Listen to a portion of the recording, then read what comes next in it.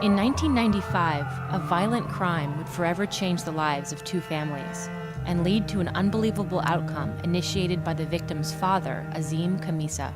I worked as an international investment banker, so I traveled the world and had a very full life. My son grew up in Seattle with his mom, and then after he finished high school, he came to San Diego to study. He was a student in San Diego State University, which was nice because he was closer to me. He wanted to become a journalist. But on January 21st, 1995, the father and son's peaceful lives would be irreparably torn apart.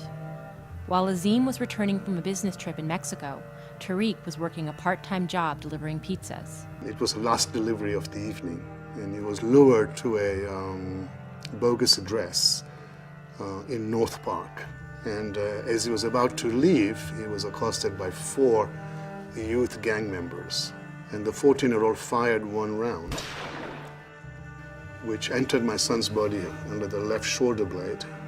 And Tariq died a couple of minutes later, slumped in the front seat of the car, drowning in his own blood over a lousy pizza at the age of 20. Needless to say, it brought my life to a crashing halt. It was like a nuclear bomb that had gone off in my heart. And I went through all the emotions you would anticipate a parent to go through. Unbearable grief, despair. I was suicidal at one point. I really did not know how to go on with my life. But I recognized that if I did not forgive, I would remain a victim. And there's no quality of life being a victim. Ples Felix, whose grandson, 14-year-old Tony Hicks, was arrested for the murder, was also facing the terrible news. That feeling of foreboding came on me. First thing I did was to call my daughter. While his mother's eyes filled with tears. And then she asked me, she said, "Do you believe Tony killed somebody?" I said, "I don't want to believe it." I guess I wanted to not accept that as reality. And I knew that life would change forever. On January 21st, 1995, I shot and killed Tariq Khamisa. I'm sorry for killing Tariq and hurting his family. I'm sorry for the pain that I caused for Tariq's father, Mr. Khamisa. I pray to God every day that Mr. Khamisa will forgive me for what I've done. My grandfather promised me that he would be Mr. Khamisa's friend and help him in any way he can for the rest of his life. I'm very sorry for what I've done. Thank you for giving me a chance to speak. For the first time in California, a 14-year-old was prosecuted as an adult. The other 3 gang members were apprehended and received prison sentences. Tony confessed to the murder, waiving his right to a trial, and received a sentence of 25 years to life in prison.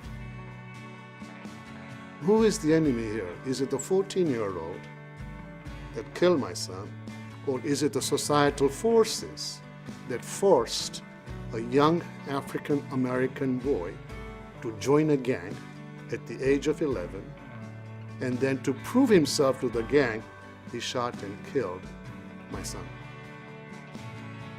With forgiveness in his heart, Azim decided to pick up the pieces and take a remarkable step.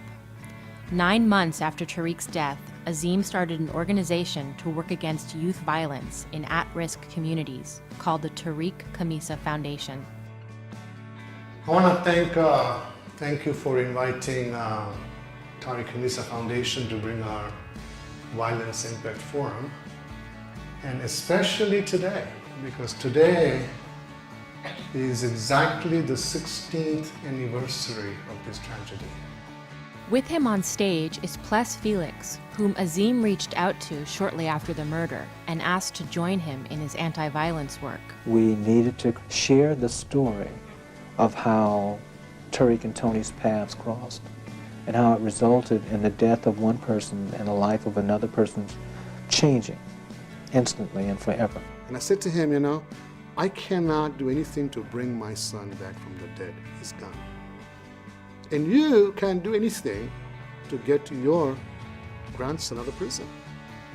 And I've started this foundation with the mission of stopping kids from killing kids. can't do this by myself. The real reason I'm here is ask for your help. Azim and Pless forged a close bond of friendship. They regularly visit schools and speak to kids about the tragedy that brought them together and the lessons they've learned. His grandson killed my son, and we are brothers. I have made relationships like Pless because of forgiveness. Tony was like you all. But Tony also was a very angry person. One thing about angry people are not thinking people. The real reason we are here is for you, because we don't want you to die like Tariq, or we don't want you to end up in prison like Tony. That's why we're here, because every one of you in this room is a very important person. But how many of you here have lost a family member as a result of violence? And put your hand up. Yeah. So you know about this pain. What would you do? How many of you here would want revenge if your brother or your sister was killed? Yeah? I get it. We've reached over 8 million kids. And through our story, we are teaching the principles of nonviolence, of compassion, of empathy, of forgiveness, of peacemaking. Because violence is a learned behavior. No kid was born violent.